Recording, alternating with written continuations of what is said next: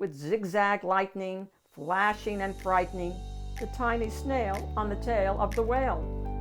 Please press the red subscribe button and join Mrs. Read for Fun's community.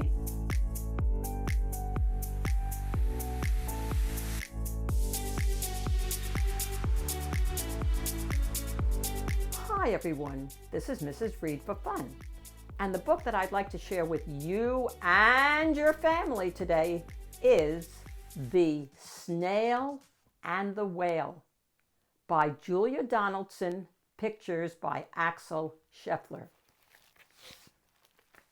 This is the tale of a tiny snail and a great big gray-blue humpback whale. This is a rock as black as soot, and this is a snail with an itchy foot.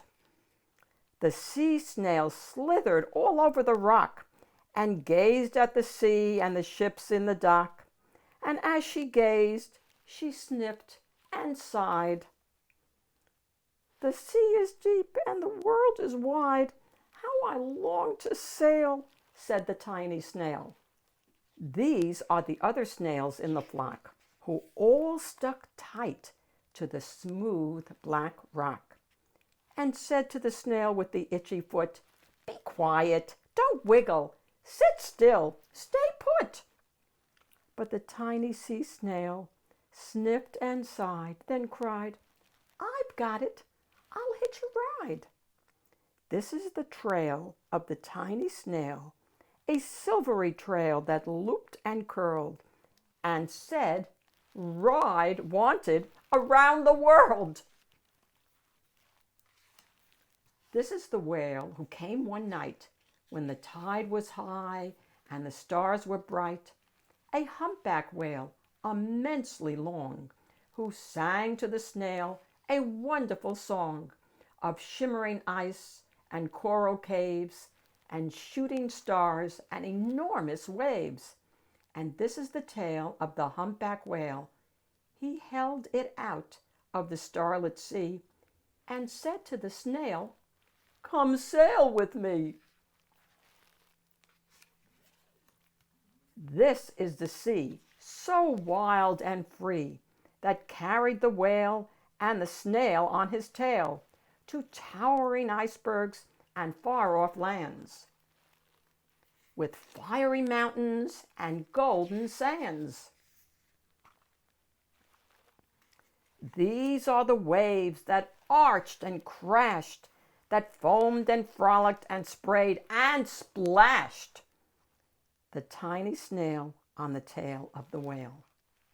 These are the caves beneath the waves, where colorful fish with feathery fins and sharks with hideous toothy grins swam past the whale and the snail on his tail.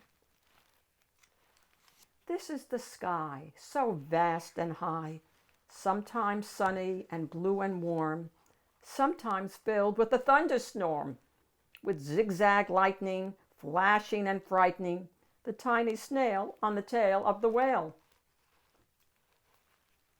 And she gazed at the sea, the sky, the land, the waves and the caves and the golden sand.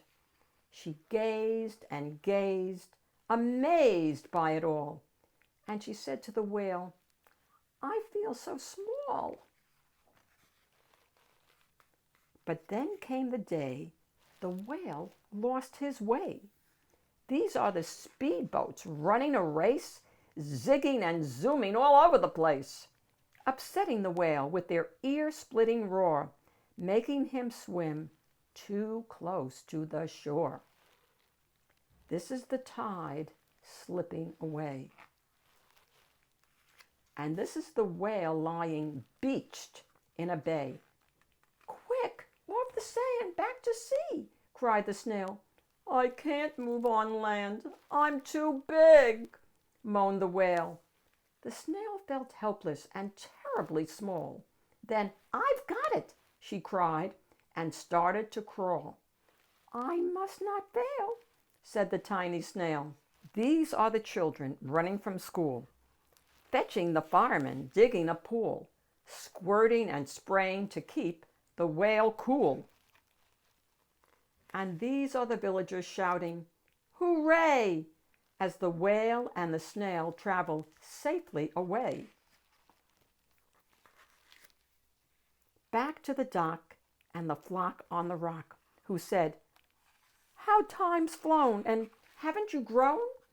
And the whale and the snail told their wondrous tale of shimmering ice and coral caves and shooting stars and enormous waves, and of how the snail so small and frail, with her looping, curling, silvery trail, saved the life of a humpback whale.